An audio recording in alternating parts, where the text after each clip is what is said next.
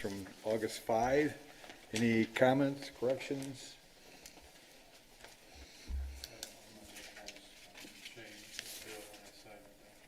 Okay.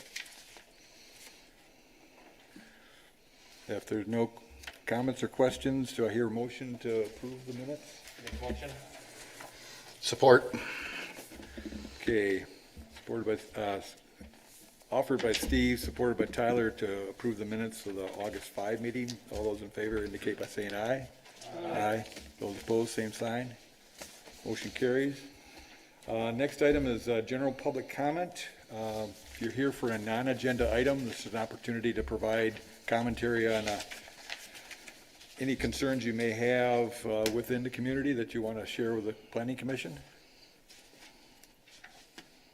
Seeing none, we'll move along to the agenda item. That's case number 20-867, site plan review, O'Reilly's Auto Parts Store, 438 Wilson.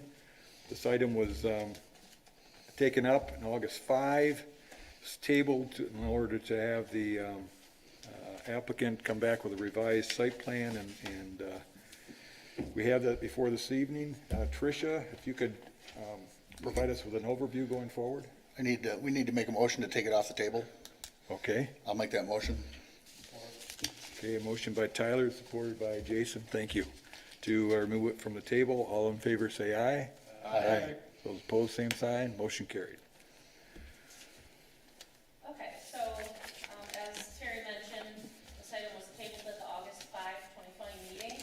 And this is a site plan review for O'Reilly Auto Parts. And the proposed plan is for 438 Wilson Avenue Northwest.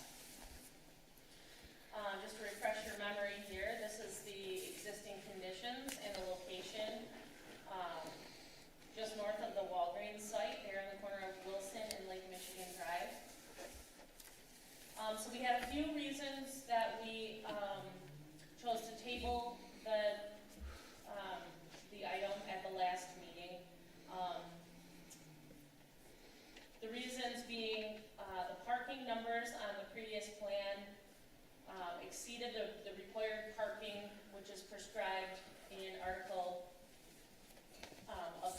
in the general provisions of the part of the zoning ordinance for off-street parking and loading. And so the Planning Commission can allow a 10% increase based on the evidence for the parking need. And then also the proposed parking exceeded the required parking by over 40% if we look at what's required for that parking section. The other reason was the facade. The facade didn't include at least 60% clear glass windows as required in the Standale Downtown District chapter.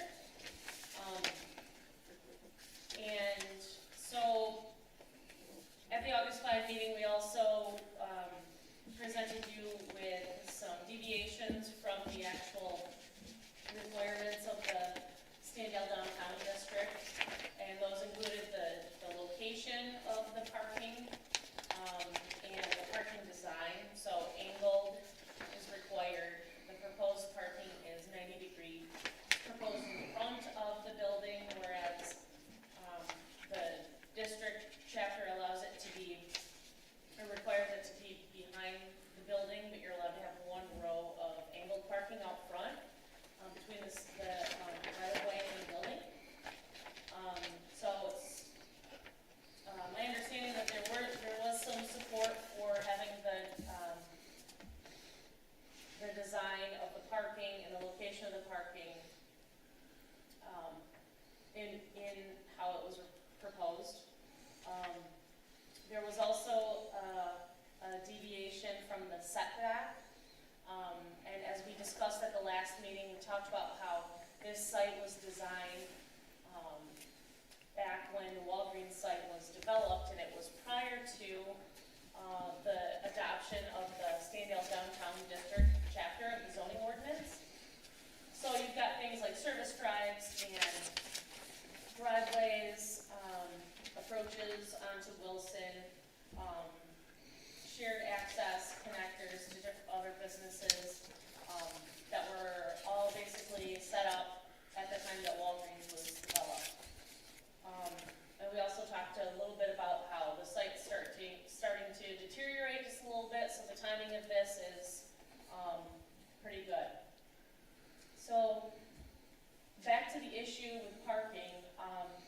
previous plan and my recommendation, the previous plan showed 39 spaces. And so my recommendation was to eliminate the 6 spaces along the northern side of the building. Planning Commission was not comfortable with the elimination of only 6 spaces and wanted to see that whittled down just a little bit further. The first plan proposed 39 parking spaces, and this was based on 3,500 square feet of usable floor area. And at the time, we didn't receive a floor plan from the applicant to sort of delineate those different floor areas and distinguish them from one another. So the 3,500 square feet was right there in the parking calculations. And again, the Planning Commission can authorize more than what is required, but only up to 10% for that section of the ordinance, unless it can be demonstrated that there is an actual need for that parking.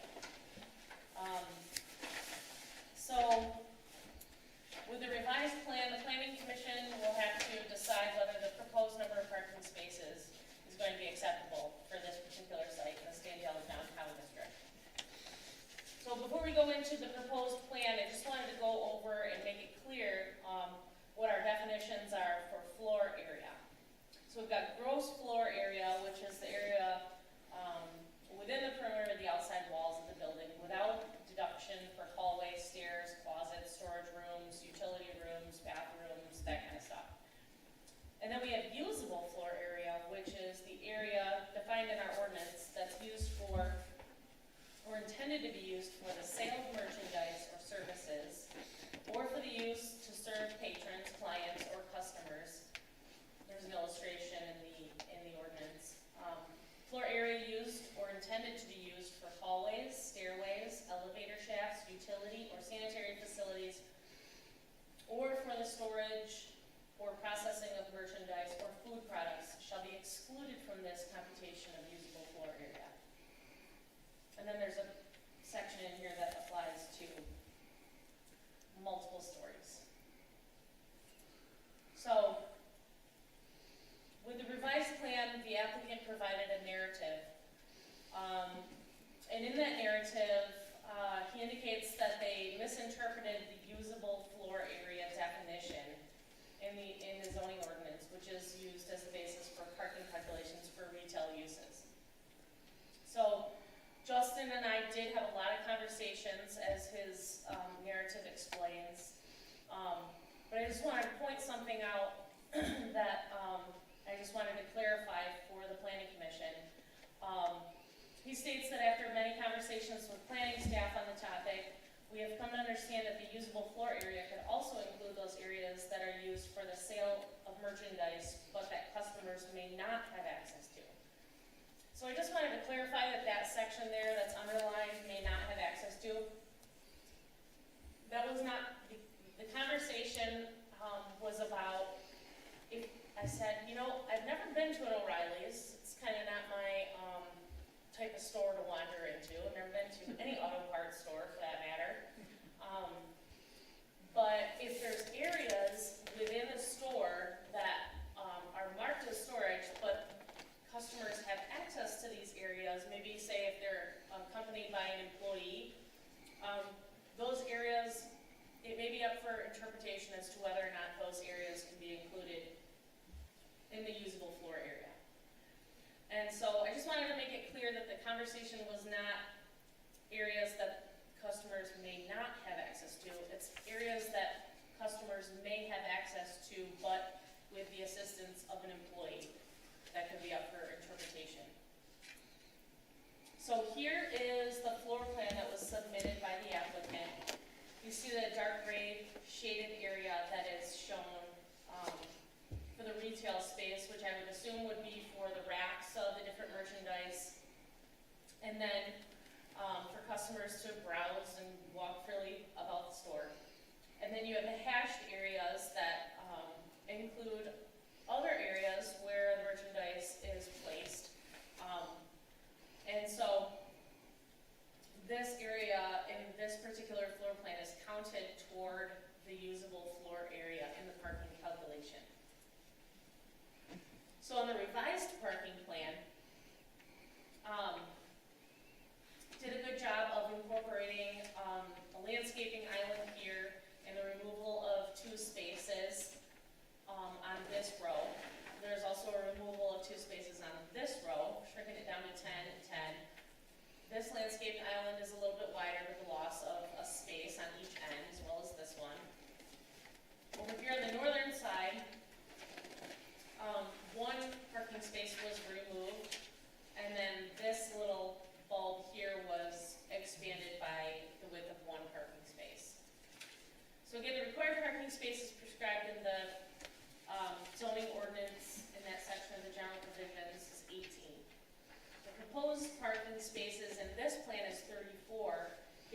change in the applicant's interpretation of usable floor area.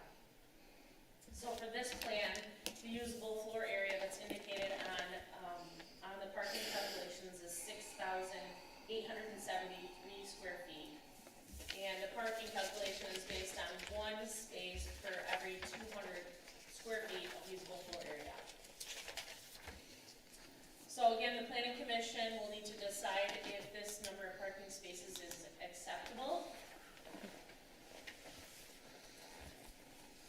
The next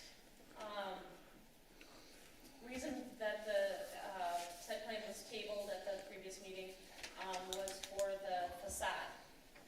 So at the last meeting, what was being proposed is a facade showing block wall, masonry block, all acceptable surfaces. And then we also had this large area up here that was comprised of, or to be comprised of, exterior insulated finish system, or EIFS, EIFS. And so the change, and so here was my recommendation. Let's break up this brick wall. There was a lot of discussion at the last meeting as to whether or not windows and awnings would necessarily be required. The ordinance does require a 60% of the face of the facade, of the face of that wall, to include 60% clear glass windows. There was also some discussion as to whether or not full window would be acceptable here. In my discussions with Frank Wash, our assistant city manager, he indicated that he would be fine with full windows here if needed. It's my understanding that they'll be placing a lot of racking and merchandise up against that wall, so a full window might make more sense. So the revised facade plan looks like this. They removed the EIFS from this red area, and this is proposed to be comprised of stucco now. These architectural moldings up on top of the building are still planned as EIFS, which is fine for our ordinance. And then they added some windows here with some awnings. And then the windows, I think it's to be determined as to whether or not they would go real or faux. So, just to summarize and incorporate the conditions that were listed in the previous staff report, it's recommended that the planning commission approve the proposed 92-foot front yard setback and 90-degree double row parking based on the finding that the proposed building fits within the context of the adjacent or proposed buildings along the block. The applicant shall work with the community development staff to submit an acceptable landscape plan prior to the issuance of occupancy. The applicant may be responsible for providing the city with a financial guarantee to ensure quality completion of the landscaping requirements. The applicant shall add the construction schedule on the cover page of the revised plan set. The applicant shall work with the engineering department to complete the items noted in the city engineer's report dated July 28, 2020. So, with that said, the planning commission will, the biggest deciding factor here, I think, is going to be the number of parking spaces. So I would encourage you to have that discussion amongst yourself, likely after hearing from the applicant. All right. Thank you, Tricia. Any comments or questions? That's the key interpretation was the usable floor area and then applying that within the building. So I have a question. So Tricia, if we interpret this as they've asked us to, we just put 95% of our retail space in City Walker out of compliance. So I suggest we send them notification that they have to add more parking spaces. So I just think that's important to get out there right away. Yeah, but I was thinking the same thing. I mean, what about Blaine's and everything that we just put in? we incorporate all the warehouse space that's inside the building. So again, this is a discussion that I wanted you all to have. You know, I kind of anticipated, some of your thoughts on this. So again, the applicant is, interpreting our usable floor area a certain way. If that interpretation, isn't correct and would definitely affect a lot of businesses in the area, then it would be a wise decision to either table or deny. I'll put it out there right now. I don't agree with it whatsoever. And this is not how we base what we've done for the past, however long you've been on, or Tom, however long you've been on it. This is not how we base our findings on, so. Well, I guess we need to hear from the applicant, and then we can, That's fine. no, I agree with you there. He gets his day in court. Sure, let's have the applicant. Judge Schweitzer? Well, Justin, I don't know that you were here at the last meeting, but it sounds like you're up to date. If you can, and you've been in the conversation with Tricia, if you could, Do you mind if I take my mask? No, that's fine. Turn the mic on too if you can. So Justin Longstreth, more in Bruggink. I think when looking at this particular use as opposed to any of the other retail uses that you may have in the city of Walker, this one is a little unique. I'm assuming most, if not all of you, have been into an auto parts store where as you come in as a customer, you've got access to a certain portion of the front area. And then there is also a large amount, obviously, of retail space. We call it retail space back behind the counter. And it's done that way, one, because some of the merchandise back there is fairly large. And it's just easier not to have it to move it around. But then also for security reasons, some of that stuff back behind is fairly high dollar. And it's easier to have some level of security and not just have that completely open to the public. So I liken this. It's very different than like Best Buy, where in a Best Buy you've got storage space back behind the showroom floor, where as you sell out your TVs that are on the showroom, you pull some off out of storage and bring them back into the showroom. This is active retail space. So there's no storage going on here. This is no different than the racks that are in front that the customers have access to. It's just like I said, for security reasons or maybe some size restrictions, they're set in the back. So they'll move off the shelves just like the windshield wipers do that are up front. It's just that the customer doesn't go and pick it up off the shelf. They have an employee do that for them. So that's how we defined it. And so I understand in other instances in giving notice to other businesses in Walker, again, I don't think that that necessarily is an apples to oranges comparison to what this or any auto store has, because they're all the same as far as how they're set up and operated. So that's our, again, interpretation of the usable floor area. We didn't think that this was true storage, which is what is specifically called out in the zoning ordinance language for usable floor area. Okay. Any other perspectives on this? Well, there's Kendall Electric. It's on Scribner, so it's not in the city of Walker necessarily, but you walk in, you have your counter, just like the O'Reilly's, and there's some stuff you can pick up, and then there's some stuff you have to talk about. They don't allow customers back in, all that stuff. You have to tell them, go to get it. We don't base usable space on, that's pretty much apples to apples there, right? It seems like it, We don't base this commercial space on storage space. And it is storage space. Even if it's not storage space, put it all out on the floor and nothing is in storage. I'm fine if you want to do that. But then the customer has access to the whole thing. This this is splitting hairs. And, Well, there's another store, Advanced Auto Parts, right around the corner, and they don't have near the amount of parking spaces that you are requesting, and they have the same setup as O'Reilly. They have, Counter, what you order stuff, the guy go gets it, he brings it up to you.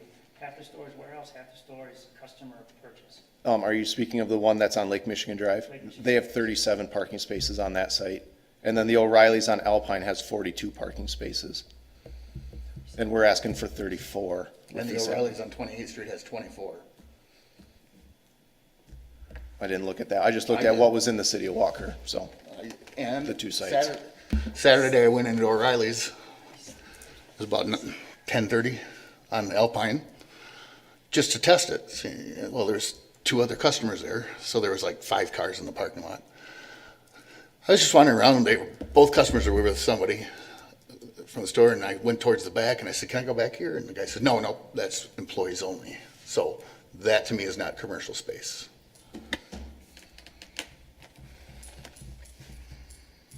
If I may, I deal with this kind of stuff in my day job, and I guess I would have interpreted this as being area that's available to the public. So in theory, you got the area of the building that you can get people into. And if you've got an area of the building, in this case, behind the counter that's only available to the counter people, then that reduces the amount of space available for people to come in and patronize the business. So I guess I view it in a similar fashion that Tyler does, is that if it's not available to them freely to move about that portion of the and into the back area of it, then I wouldn't consider that to be usable area either. So it comes down to an interpretation, and in this case, we've had some interest in looking, second guessing that or reevaluating that, and it would be helpful for us, I guess, as a commission to perhaps reach a consensus and then have that drive how we evaluate the plan the revised plan that's been put before us. It seems like, we've had stuff that's controversial, and this isn't. This is something we want, I think. I think they fixed it up so it looks better. Last time, you guys had been up to the one on Alpine and liked the grass and the landscaping, and I went up and looked at it. It wasn't that fancy, but there was grass and some bushes in front, so I think we can get this thing to work, can't we? I think we're making it more complicated than it is. I mean, can't we? I mean, I don't have a day job like you guys do. I'm glad I don't. I don't think we're far off from getting this thing going here. I'm sorry. No, that, good perspective, thank you. And I didn't realize that auto parts there, because I go to the one on Lake Michigan Drive there, I go there all the time, there's only like 6 cars there max. I didn't realize there was that many there, I just thought there was just a front, and I didn't never really count them all. There's additional parking on the east side of the building, back behind the building. Okay. So you've got the main lot that's up front, but there's also some that is back behind. I mean, that is the same concept as what we're looking at here, and somehow we allowed that many parking spots for that building, right on Lake Michigan Drive, right in the heart of the downtown Standale. So, I mean, the amount of parking spaces, for whatever reason, if O'Reilly's goes out of business or leaves this location in 10, 20 years, and a restaurant goes in, then we have the extra parking already set up. So, And for what it's worth, that I looked at that site over at on Lake Michigan Drive, the autos, or what's it called, Advanced Auto Parts. That site was actually developed in 1990, and so Advanced Auto Parts was not the first tenant there, or not the first occupant, I should say. right, I remember it was something else before that, yeah. So I have kind of I don't know what I call a unique perspective on this. After our meeting the last time, I was kind of thinking about it a little bit more. You know, in what Justin's arguing in terms of extra space, I agree with you, Tyler, that it really shouldn't be used as usable, but a portion may be able to. For instance, well, okay, some perspective, you guys know what I do for a day job, and I've built stores, not this particular brand, but others.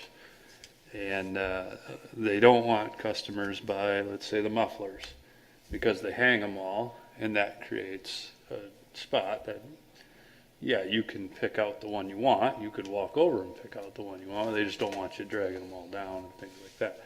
So I think there's some increase that could be allowed in this particular case. I like what they did with the front in terms of the islands and kind of making that nicer. And when you look at the front that borders onto Wilson there, you know, it's essentially 20 parking spots. I think if we were to redo the calculation, rather than it being 18, they probably could get 19, and we're allowed to go an extra 1, which would give us the 20. So then I break it down into the north spots. And they don't necessarily bother me because they're on kind of an alleyway there, but that could be also bad too, because you could have somebody backing into while the car is going 25 miles an hour through there.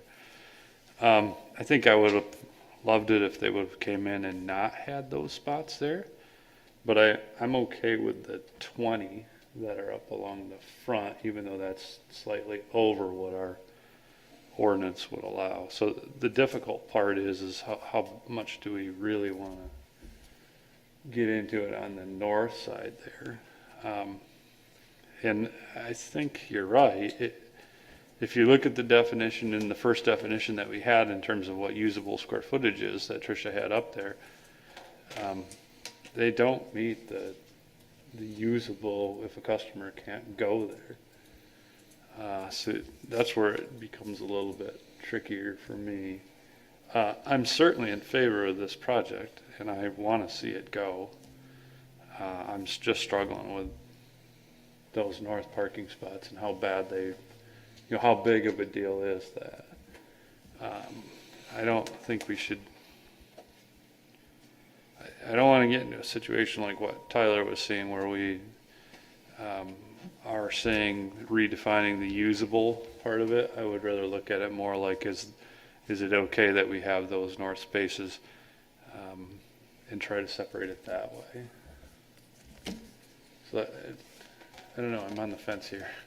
I would agree with part of what Jason said. Is I think the lot itself has limited access, and I think this is a good project for that site. But we are making a big decision about parking spaces here, and one that I'm a little conflicted on whether or not we have all the information to make that. I agree that those added spaces really make it more difficult. I'd be much more comfortable it's just the 20 that are in the front, and then it was the 14 that are on the north, if they were more of a future parking space rather than an actual parking space right out of the gate. And I think that's what we had kind of said the last time too. Well, you also have to look at, it's in the DDA, Downtown Development Authority. The goal of that is to create a neighborhood type of experience, downtown, small downtown. Putting more concrete down doesn't, in my mind, make it more neighborhood friendly. Nice grassy area or whatever, and plants over there would. But we're under the restrictions of the DDA too, so we should be looking at this through a microscope. Well, I think you're right.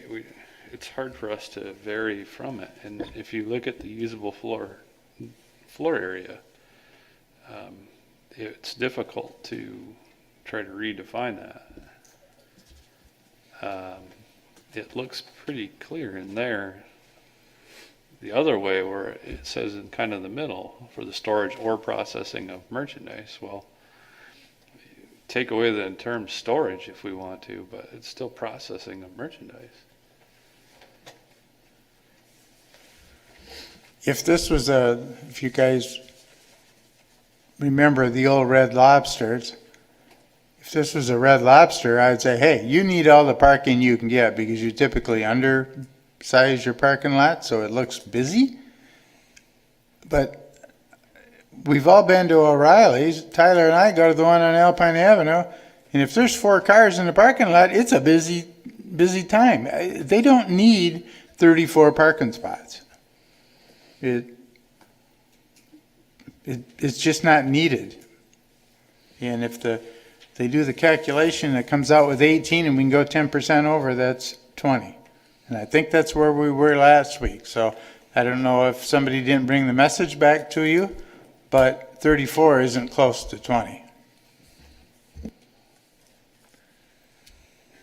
Yeah, to add that, I think we're, like Tom's always said, we're not here to make a deal.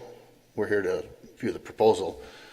I certainly expected them to come back with something different than what we were already talking about, 36 or 34 parking spots. And they didn't, so.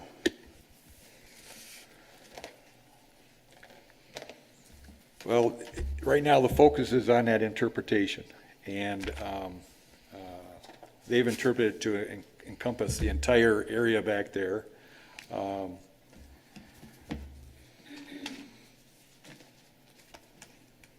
If I can add to that, I've been to Napa down on the corner there by Leonard and Scribner where I work.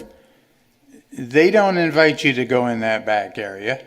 They go get it and bring it to you. To say that that's open to the customers is not true, and I can't believe O'Reilly's I can walk in there and they're going to take me in the back room either. So I think the interpretation as we've always interpreted it is the correct interpretation. Now, Tricia, if you could help us out here in most of the zoning districts, perhaps maybe this one's the exception, we have minimum requirements, but we don't set maximums, correct? Right, this is the only district where there is a maximum. We have, maximum, lot coverages, but it doesn't necessarily apply to parking spaces specifically. So yeah, the downtown district is, and I mean, also, you guys are gonna see, a site plan in front of you at the September 2nd meeting, and that particular applicant is struggling with having enough parking. They can't meet the minimum. It makes sense to have less there. And this is just on the other corner where German Village used to be. I'm sure you know which applicant we're talking about here. So again, I think it was Joe or Pat, one of you from over there, mentioned that if this site ever does get reused again, it's likely that there's going to be a requirement for more parking. Will we address that at site plan approval? Cross that bridge when we come to it? Yes. So, do I agree with Justin's interpretation of the usable floor area? I don't agree necessarily with it being considered part of it if customers don't have any access to it.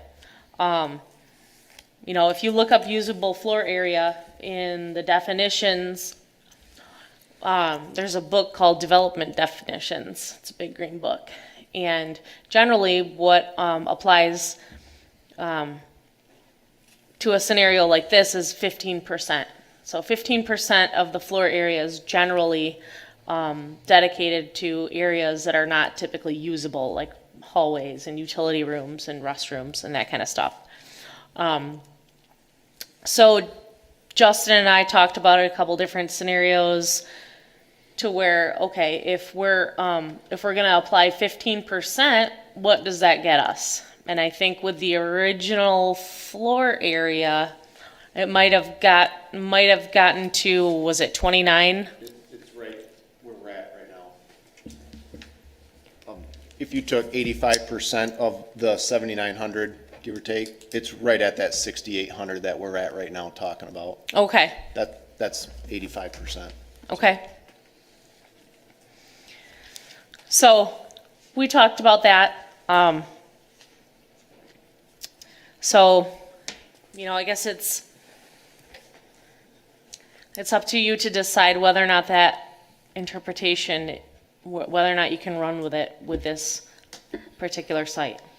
The second line in here does, say, or for use to serve patrons. So, I mean, how?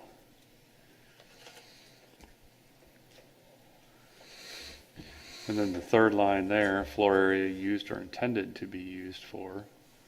And then it goes on to list storage or processing of merchandise. Tricia, how do we interpret like behind a counter in a restaurant? That's a good point.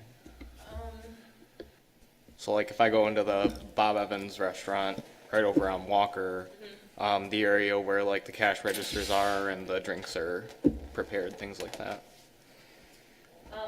I would say according to this definition, that would be used for the, as part of the usable floor area.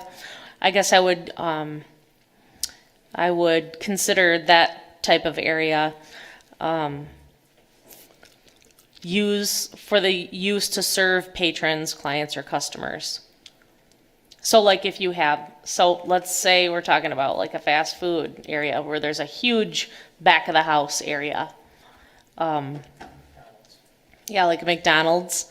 I don't know how much of that would be counted toward the usable floor area, but I would say that at least the front counter portion would be included.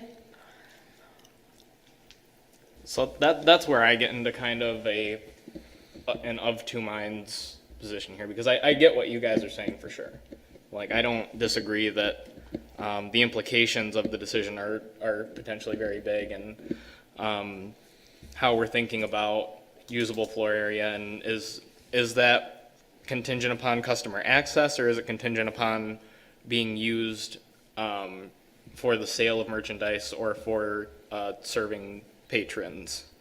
I guess that's where I get stuck, because I do see that it's all like an open air. It's not like there's walls between these spaces, right? So you're talking about one room separated by a counter, without any type of, I guess, barriers to entry, but it's kind of limited access in that they tell you not to go back there so that they can grab those different things.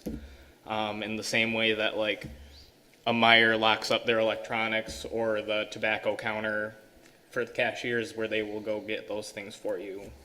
And I assume those things would be counted towards the total space. So I understand where they're coming from, but I do come in with the caution of what does that mean elsewhere in the city, and that's what I guess concerns me about it more than anything else. Because I don't think any of us don't want to see the O'Reilly store in this spot, right? I think that we're all looking to have this developed, and we would love to see you guys there. It's just a matter of, number one, the district, we want to see kind of limited parking where possible, and we don't want to see a big empty lot all the time like we do on Avenue. So I guess that's my thoughts. I'm like I said, I'm kind of in two minds here. Well, addressing that again, 2 points. It's the DDA. They set a limit an overage limit. Yeah. They did set that specifically for this area.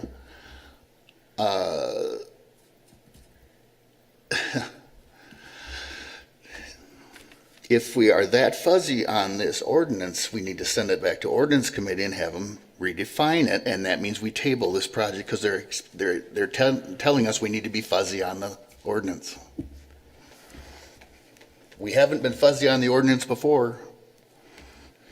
That's where I'm struggling. We're working way too hard here to make this work. With 100%, 80% over on the parking. And again, I'll repeat myself, if it was a business that needs it, but I think they're just trying to avoid mowing grass.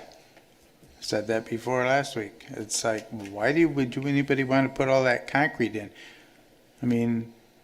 if they think they need that space, then provide for future, and when they run out of parking, they can come back and add the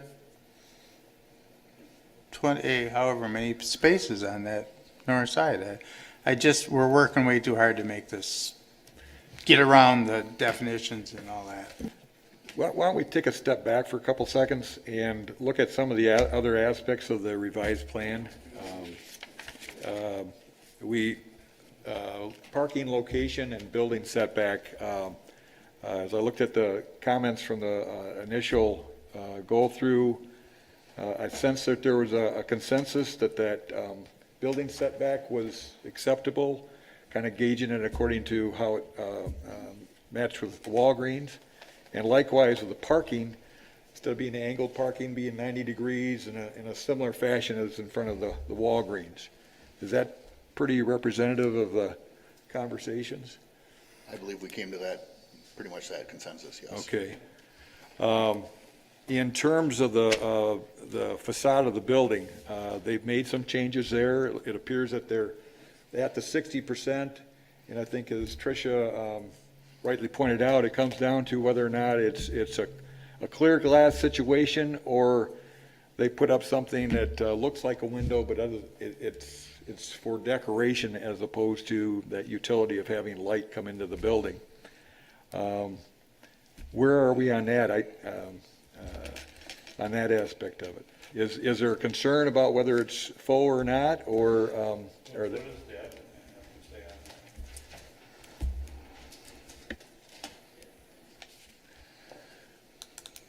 Hi, Rob Horton, RCP Development. In terms of the windows, the preference would be to do faux so that we can have racking and storage there. But, you know, if it has to be real windows, I've been told we can make it work. So. now, if I could ask, if you're going to have faux windows on that front elevation, which ones would be faux and which ones would be regular clear glass? I think ideally the ones that we've added would be faux. Yeah. So the ones with an awning? The ones with an awning, yeah. Then the storefront would be, yeah, all glass as it was originally proposed. Where is the service counter? Is it straight back as you walk into the building, or is it off to the left? Let me look at the floor plan on this one. So, yeah, it's going to be off to the left, I guess. So as you're looking onto the building on the left-hand side, so that those three windows on the left-hand side of the screen there. Right, would presumably have racks, you know, of parts stacked up in there that, you know, otherwise wouldn't look as aesthetically pleasing as kind of a fake-looking tinted window, if you will. Okay, how about to the right, that one window on the right of the, Yeah, I think we would be open to making that one, you know, a real window. And again, you know, again, our preference would be to be faux, but we are open to the committee's recommendation to make them real.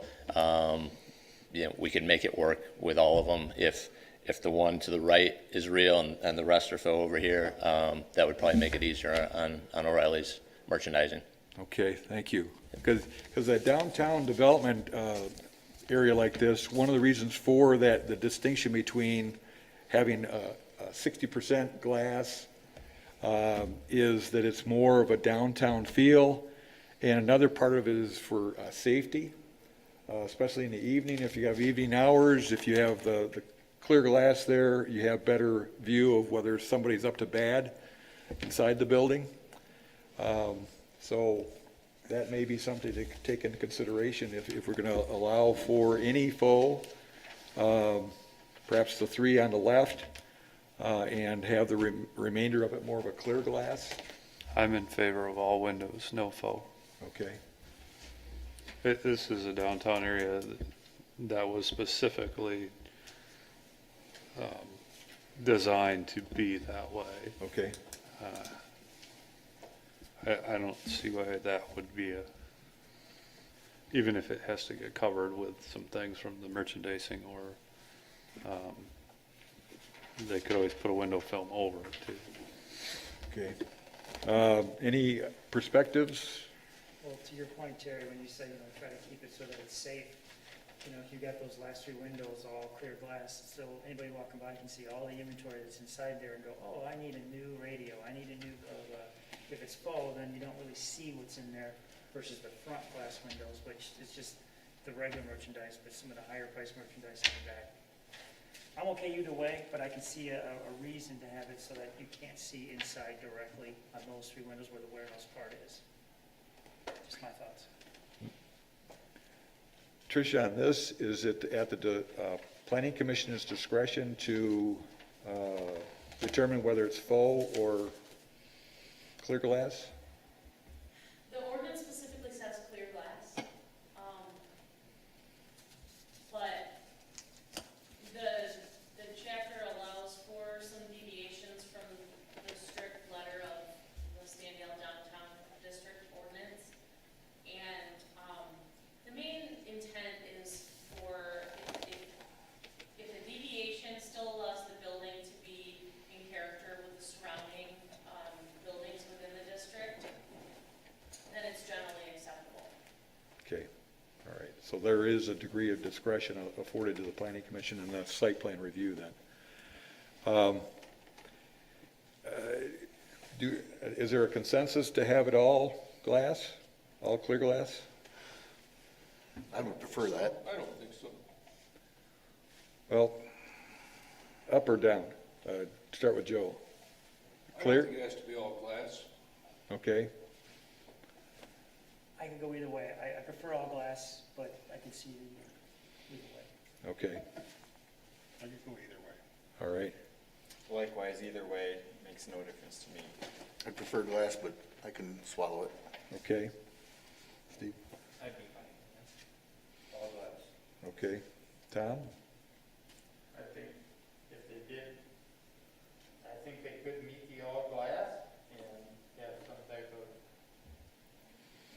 there's a concern about having it lit at night and people can see in there, well, then you don't have a light on in that area or something, but I can't get excited one way or the You other. just got the westerly sun beating down on that front of that building. I know, because my front of the house faces west, and it just beats on that big time all night.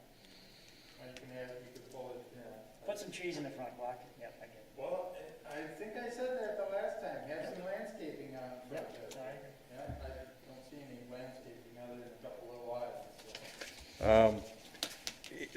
I took that, we didn't have a clear consensus on that, but whoever makes the motion on this, if we, keep in mind what those perspectives were as you would offer your motion. Landscape plan, the landscape plan is the same as what was submitted initially, or has that changed a bit? We do have a revised landscape plan. Tricia and I were working right up to the last second to get you a revised plan, and so we didn't have one that, a revised landscape plan that also incorporated the current parking layout. But we do, or are proposing trees, shrubs in that newly created landscape area, which would be on the northwest corner. And we've also pulled some trees into the landscape islands that we created up front along Wilson Avenue as well. So we do have a revised landscape plan. We are adding plant material. It's just, Trish and I are working so close right up to the deadline of when your packets went out that we didn't have time to send it in, so. That 6-inch existing tree along the frontage, is that intended to be retained? I think we're gonna try and keep it, yes. Okay. Yep. What kind of tree is it? I don't remember off the top of my head. I don't remember off the top of my head, Tom. It looks very healthy, and it's a 6-inch caliper, I think according to the tree survey. Again, in some cases, we approve those landscape plans. In some cases, we approve it contingent upon staff approval. Tricia? Yeah, so my recommendation in my report was to incorporate all of the conditions that were specified in my last report. And one of those conditions in the last report was to have the applicant work directly with the staff from our department to submit a revised landscaping plan. The one that was submitted before, it was acceptable. There were just a few changes that I would like to see with the spacing of the street trees along Wilson. There was a huge focus on the buffering between the residential and the site. And what was proposed were several arborvitae along that border, and that was acceptable to me as well. But it was a lot of times things change, and so we don't want the landscaping plan to necessarily hold up your decision, and that you would allow staff from Community Development Department to work with the applicant to come up with an acceptable plan. Okay. And Terry, did you have any comments about that fence? Well, on the survey, it isn't clear whether that fence was originally on the Ralph's site or whether it was the adjoining property owners. It looks like it's in disrepair, and personally, I wouldn't think it would be unreasonable to ask the developer to erect a new fence along that common line that would really complement the additional landscaping that they're proposing to put along that north line. So that, hopefully that gives you a little broader perspective on the landscaping aspect of it. Are there any parts short of the number of parking spaces that are still hanging out there? My comment on the fence is seeing it goes from whatever that street is back there all the way to Wilson. I would think that was put up by Ralph's or the Walgreen developer afterwards.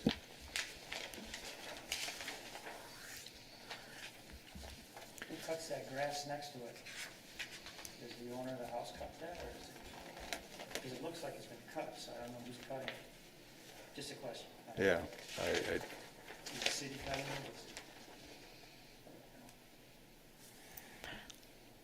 It could potentially be the owners of the Walgreens site, whatever landscaping That would be my guess. company they have contracted with.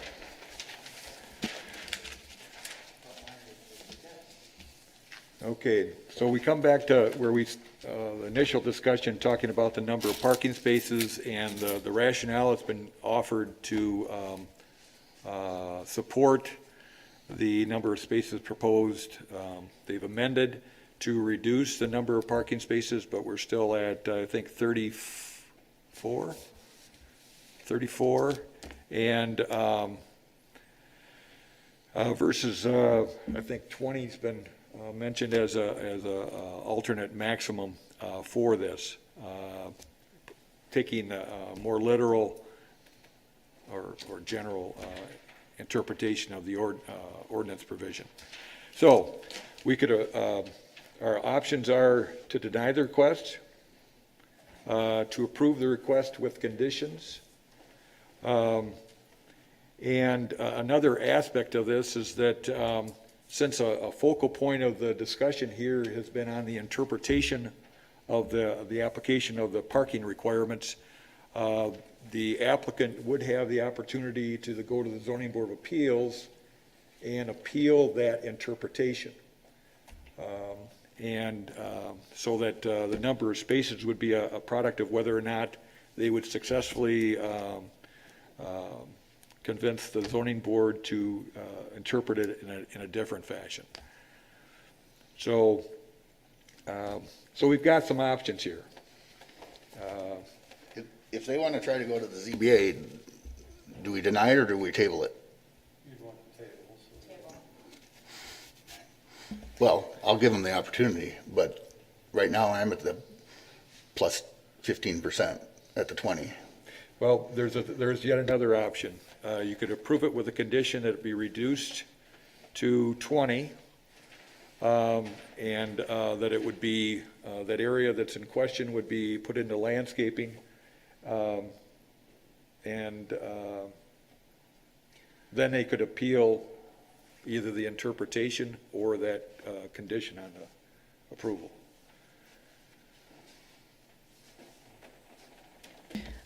If I may, there's also the option of, you know, since if the planning commission is going to approve, the planning commission does that have the discretion to approve more than the 10%, but it has to be based on some sort of evidence that there's a need for the parking. And so I don't know if that's an option for Justin, for you to go back to O'Reilly and say, hey, can you come up with some kind of evidence that would demonstrate why you need so much parking? And if it makes sense and is reasonable to the planning commission, then that might justify the approval of the additional spaces. With that in mind, we could probably table, and then the developer has some options, whether they would want to go to ZBA or try to come up back to us again with some tangible justifications for us, or however we may want to go about it. That kind of puts the ball in their court. Well, it seems to be there's some consensus that from most everyone that they want this to pass. We could put it in as allow the 20 spaces that are up at the front. Do not allow the spaces, the 14 that are on the north side, because we don't have a definition of that usable floor area. And then they can go to ZBA if they want, or they can just put it as future usage. And in the future, they could come back in here, and they would obviously need to provide us some sort of evidence that they need those future spaces. That could be before the facility's built, or it could be a year after it's built, as long as they provide some sort of evidence that they need the additional 14 spaces. And that we'd like windows. Well, like we said before, we're not here to make a deal. They understand what we want. They understand what we want. I'm sure of it. Is there any questions about what we want? So if we table it, they have the opportunity to come back with a new plan that shows us exactly what they're going to do. And I go off plans. I don't like make a deal. I don't like adding language to anything. They just need to do it. That's their job. I will make a motion and we table it. I'll support. Got a motion on the floor, offered by Tom, supported by Tyler, to table action on it. And the reason for the tabling is the ordinance, the plan as submitted doesn't meet the parking requirements. Tom? Correct. Okay. Yep. Can I say one more thing? Sure. Okay. Rob Horton again, RCP Development. So I'm the developer for the project. I don't work for O'Reilly's. I'm a private developer. I'm the middleman here. Yep. And we build for O'Reilly's all over Michigan. And, again, these are the parking spaces that we put into every single one of the deals that we do, have this many parking spaces. When I asked them, in terms of why do you need so many parking spaces, what do you have? And the big thing on these spots on the north end is that they have, typically 2 delivery trucks. So you get 2 pickup trucks, because half of O'Reilly's business is wholesale out the back door. So when you're going to get your car fixed at Joe's Auto Garage, he doesn't carry a starter for your Ford. They call up O'Reilly's, they answer the phone, and they run the part out there. So you've got, 2 trucks that are running parts all day out the back in a pickup. And then you have those 2 employees presumably have their personal cars that are there as well. Then you typically have a store manager, an assistant store manager, and then there's a guy in the back that just runs that wholesale parts department, just works the phone. So there is a lot of back of house that's going on that typically, as you, the retail customer, walk in, don't see.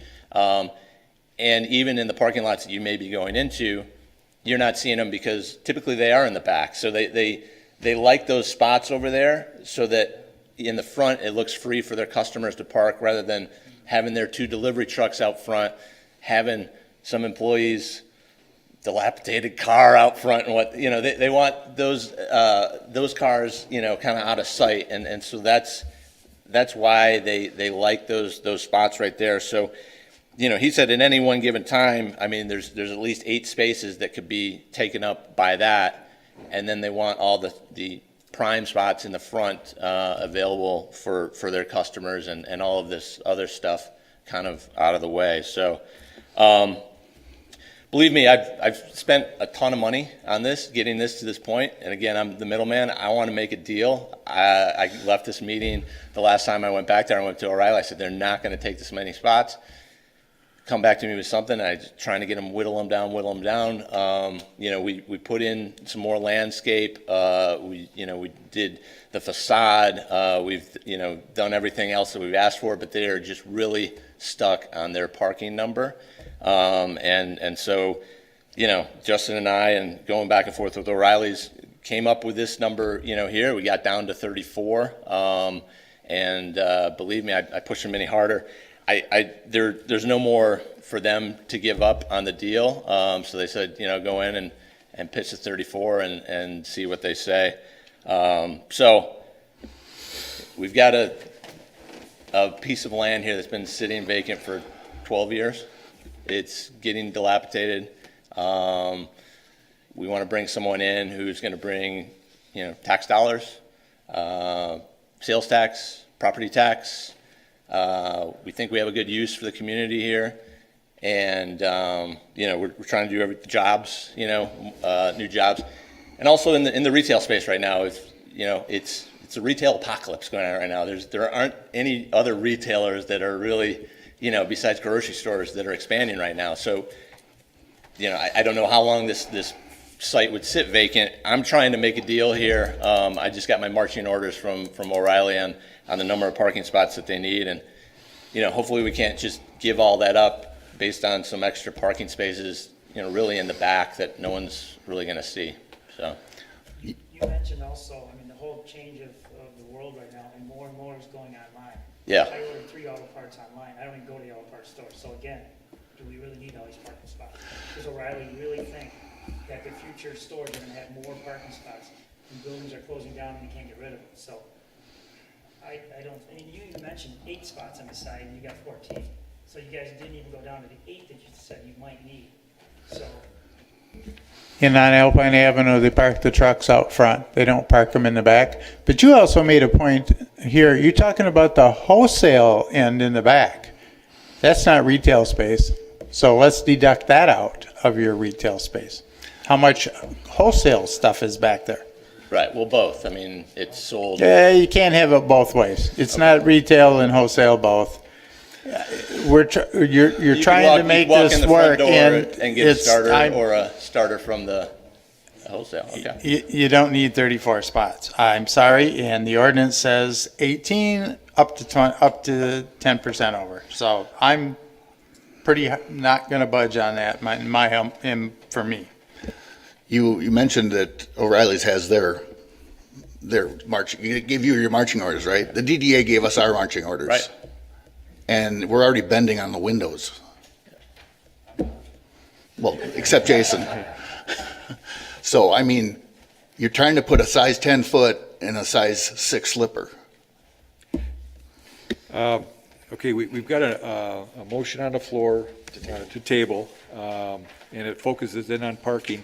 We tried to give you a perspective outside of the parking, what the posture is of the board. If this tabling were to pass, you'd at least be able to report that back in your conversations with your client and decide which way to go from there.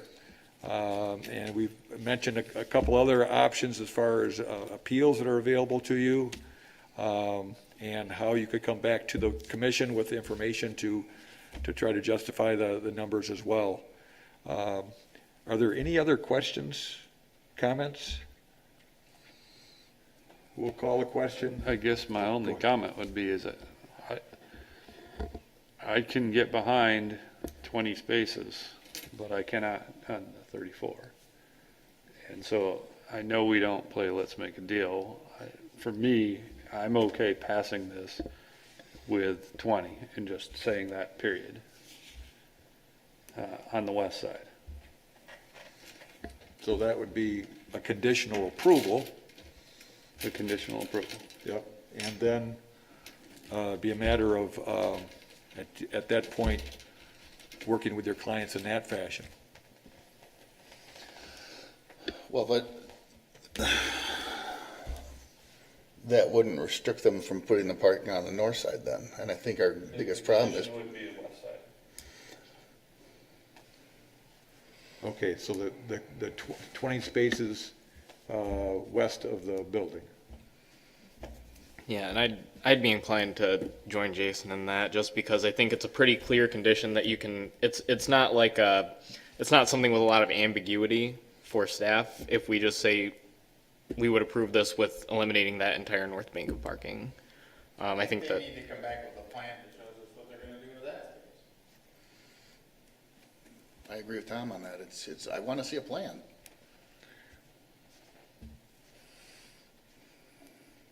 Okay, They may decide they wanna put a little more landscaping there and eliminate a couple of sides up front, I don't know. okay. So we've got a motion on the table right now or on the floor to table action on it. And that's the question at hand. All those in favor of tabling action on this request, please indicate by saying aye. Aye. Okay, help me out here. Put hands up for the ayes. Can I just do a roll call? Can I do a roll call for the record? Sure. Okay. Tom? Yes to table. Jason? No. Steve? No. Terry? No. Tyler? Yes. Scott? Yes. Mark? Yes. Pat? Yes. Joe? Yes.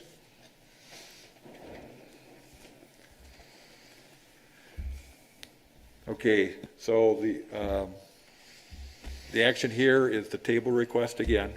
And hopefully we focused in on what it is and what the conditions would be on the other aspects of the proposal.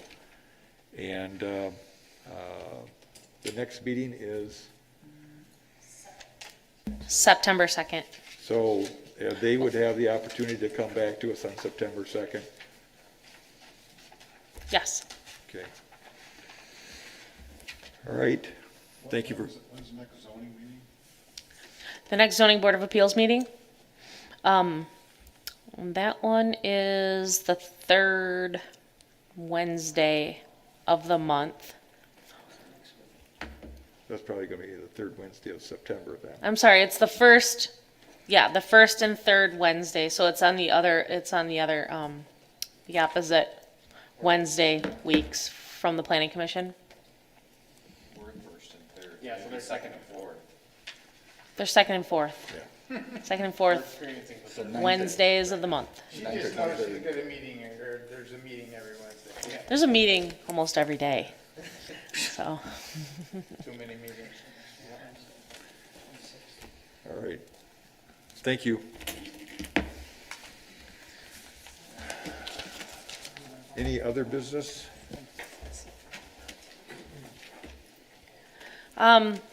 So we have a couple of site plans coming before you next month on September 2nd.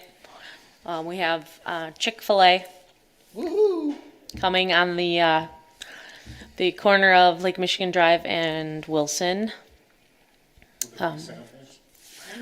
I doubt it. So they came back, huh? They're coming back. You didn't get to see them the first time.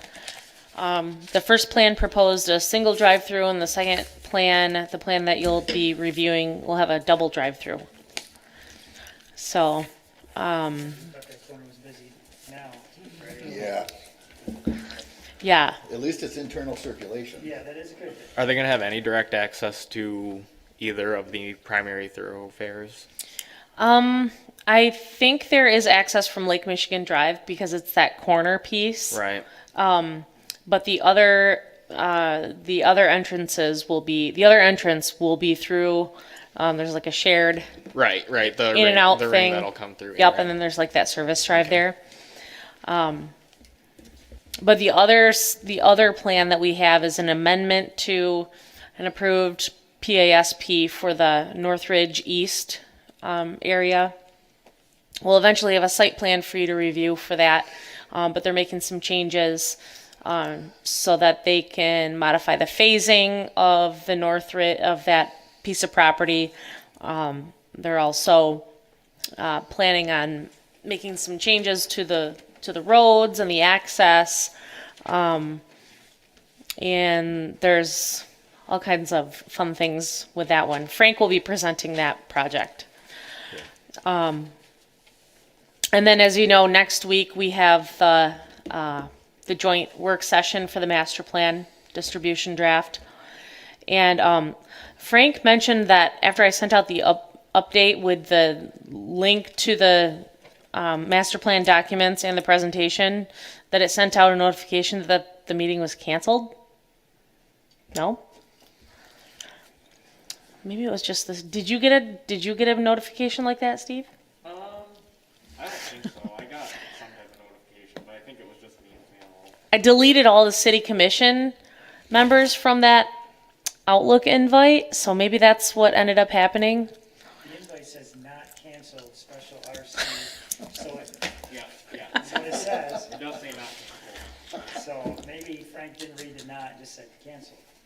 No, I did that after he told me that it was canceled. Now that I think about it, it's probably only the city commission folks that got because I deleted them from the invite because Frank already sent out information specific just to the city commission. And he had asked that I forward that information to the planning commission. So I just wanted to keep it all in one spot by putting it in that Outlook invite, and apparently okay, I think I know what happened now. I'm glad we had a chance to talk this through. So we'll get that Friday, we'll have that in hand to prepare for that meeting. I will be getting the packet out tomorrow Okay. for that meeting. I'm not going to send out a hard copy though, because I one time tried printing all of the master plan draft books, and it literally took all day for one copy. So Frank and I shared a copy. So we're not doing any printing, but I do hope to have some printed copies for everyone. After McKenna is able to incorporate all of our comments and recommendations at next week's meeting, I hope to have a hard copy prepared for you. It's going to be a really large book. We'll have to have it printed for us. Like, we'll have to have someone do that. Just leave it online. Just read it online. I'm not gonna read through something that thick. Why not? I did.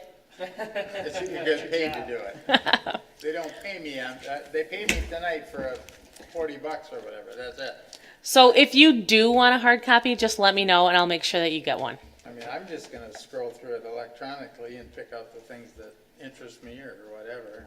My area is the city, and, you know, what happens in Jason's area, he can read that part. Right? Okay. Steve and I'll read the North End. Looking forward to it. Well, All right. And if there's anybody that would prefer not to have a hard copy, just let me know. Of the packets, just in general, the next packet that's going to go out with the Chick-fil-A and the Northridge PASP amendment and rezone, those are some pretty massive plans. So we're looking at like $10, $12 per thing. Well, and then they're so big, the mailman can't get them in the mailbox. Yeah, there's that also. He's actually had to leave it on my step a couple of times. It's like,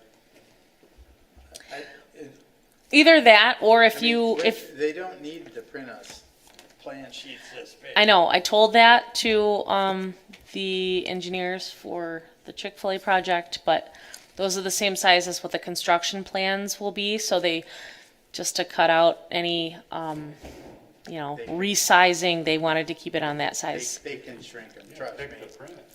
It's easy, you just pick the print size.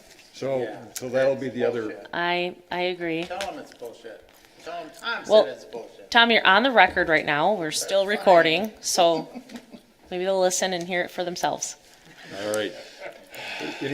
So that's pretty much what we'll see on September 2. Yep. All right, very good. So make motion to adjourn, motion to adjourn. Okay, all support? Good. We're done.